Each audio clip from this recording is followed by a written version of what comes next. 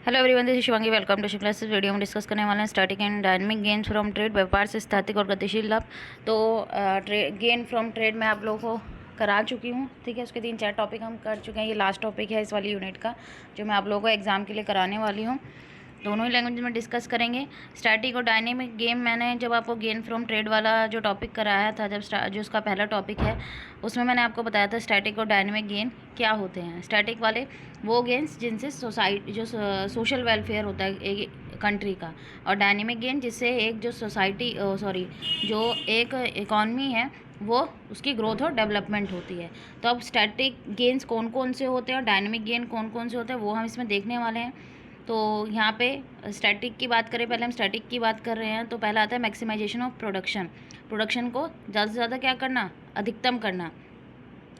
तो classical economist के according जो गेन फ्रॉम ट्रेड है, कि जो ट्रेड से क्या हो रहा है, गेन हो रहा है, लाभ हो रहा है, वो किसका रिजल्ट है, जो भाई जो एडवांटेज है भाई एक नेशन के पास। और इंटरनेशनल लेवल पे अगर हम बात करें डिवीजन ऑफ लेबर और जो स्पेशलाइजेशन है, बोथ किस पे, नेशनल इंटरनेशनल लेवल पे, उससे आप क्या कमा सकते हो, गेन कमा सकते हो कि भाई आप किसी प्रोडक्ट में स्पेशलाइज हो, नेशनल लेवल पे भी और इंटरनेशनल लेवल पे भी। मतलब जो भी प्रोडक्ट का आप उत्पादन कर रहे हो, ना ही आपके राष्ट्र में कोई और उस चीज़ का अच्छे से उत्पादन कर पाता है, ना ही कोई इंटरनेशनल लेवल पे कोई अदर कंट्री कर पाती है, ठीक है। तो रिसोर्सेज और टेक्नोलॉजी गिवन है कंट्री के अंदर। स्पेशलाइजेशन जो है प्रोडक्शन में, तो यहाँ कंपैरेटिव एडवांटेज हमने पढ़ा था कि कंपैरेटिव एडवांटेज होगी तो उसको क्या होगा, इकॉनमी को गेन होगा, ठीक है। तो यहाँ पे जिस कंट्री के पास क्या है, कंपैरेटिव एडवांटेज है, वो ज़्यादा से ज़्यादा गेन कमाएगा। सभी जो हम यहाँ बात करें, each country export those good which is producer cheaper. जाहिर सी बात है, हर कंट्री वही गुड को एक्सपोर्ट करेगी जिसे वो कम से कम लागत में उसे बना पा रही है, ठीक है। भाई लोअर कॉस्ट पे बना पा रही है, उसको वो ज़्यादा से ज़्यादा एक्सपोर्ट करेगी क्योंकि उसके लिए वो क्या है, फ़ायदेमंद है, ठीक है। तो मैक्सिमाइज, तो उसका प्रोडक्शन क्या होगा, यहाँ मैक्सिमाइज वो करेगा और ज़्यादा से ज़्यादा क्या कमाएगा, लाभ कमाएगा, ठीक है।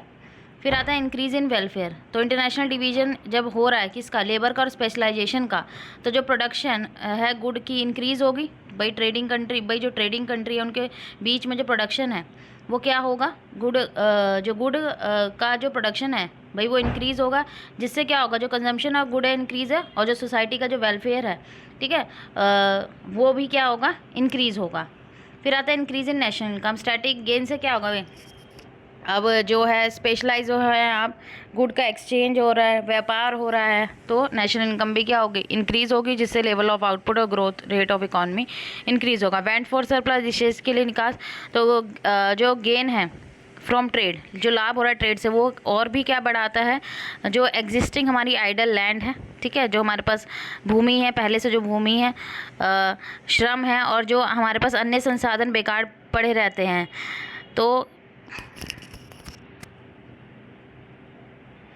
यहाँ पे क्या बोला गया है कि गेन जो होता है व्यापार से वो तब भी होता है कि जब हमारे पास एग्जिस्टेंस, हमारी जो पहले से हमारे पास भूमि है, हमारे पास जो लेबर है, और जो भी हमारे पास रिसोर्सेज हैं एक कंट्री के अंदर, ठीक है, उसमें एंटर करने से पहले उसको मतलब वो संसाधन बेकार पड़े, उनका सही से इस्तेमाल नहीं हो रहा, तब भी वो उससे क्या कमा रही है, गेन कमा रही है, ठीक है।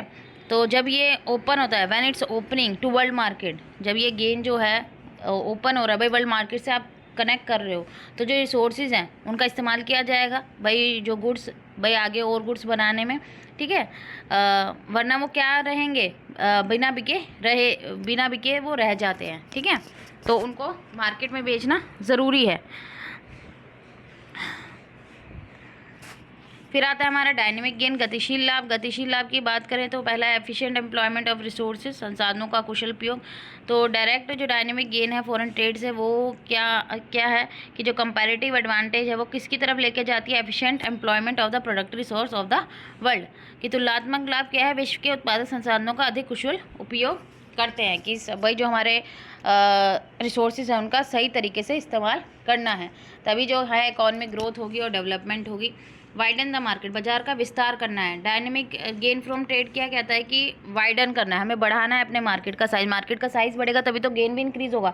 भाई जो प्रोडक्ट है इंटरनेशनल लेवल पे जब बिक रहा है तो आप बहुत सारे देशों से कनेक्ट करेंगे, ठीक है। अब इंटरनेशनल ट्रेड हो रहा है तो ग्रेटर यूज़ किसका होगा, अब स्पेशलाइज है, ठीक है। तो मशीन का एनकरेज होगा, इन्वेंशन, भाई नए नए तरीके ढूंढना, इनोवेशन लेके आना, लेबर की प्रोडक्टिविटी बढ़ेगी, कॉस्ट कम होगी, ठीक है, और जिससे फास्टर ग्रोथ होगी।